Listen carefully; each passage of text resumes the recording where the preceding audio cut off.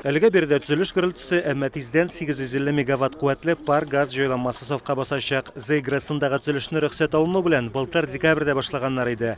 Заманчалаштыру 2025 елда төгәлләнергә дә тиеш. Впервые бюджет достиг цифры 1,8 миллиардов рублей. Вы помните, мы 5 лет, 6 лет назад поставили себе задачу сформировать, достичь бюджета районного 1,5 миллиарда рублей. Район советы утырышында әйтелгәнчә, җирлектә зур сәнәгать һәм авыл хуҗалыгы предприятиеләре урнашуның тискәре ягы да бар. Халык контроле системасына килгән зорлар шундый оешмаларның әйләнә-тирәне пычратуыннан гыйбарәт. Калдыкларны чистарту буенча алдынгы технологиялар куллануны тизрәк гамәлгә кертергә чакыра премьер. Зәйдә мөгезләре терлек сонын арттыру, шәхси хуҗалыкларны киңрәк җәелдерүдә аксый. Нәтиҗә буларак уртача хезмәт хакы күләме буенча республикадалар 17нче урында.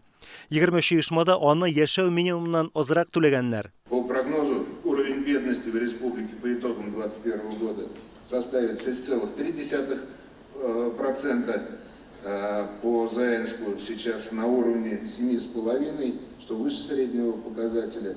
Это значит, что порядка 4000 заинцев имеют денежные доходы ниже величины прожиточного минимума. Кече һәм урта бизнес уңышлары буенча да сораулары бар Алексей Песошинның. Былтыр аларның икътисадтагы өлеше 11,5% кына тәшкил иткән. Әлеге рейтингта район 37нче урында гына. Зур оешмалар китергән күрсәткечләр белән генә канәгатьләнмичә, хакимияткә эшкуарлыкны үстерергә кушылды. Приоритетными задачами в социальной сфере являются вопросы здравоохранения. Последние 2 года в сфере медицины много сил и средств были направлены на борьбу с коронавирусом.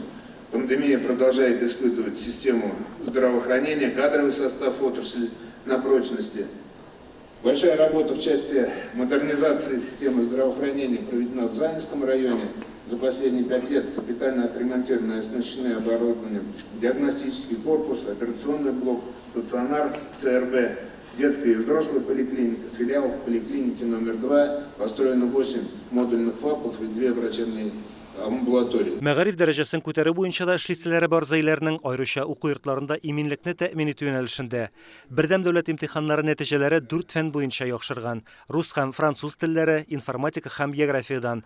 Алексей Песошин районның төрле яклы үсеше өчен бөтен мөмкинлекләр булуын искәртеп, халыкның тормыш дәрәҗәсен яхшыртырга өндәде һәм иң лаекларга республика дәүләт бүләкләрен тапшырды.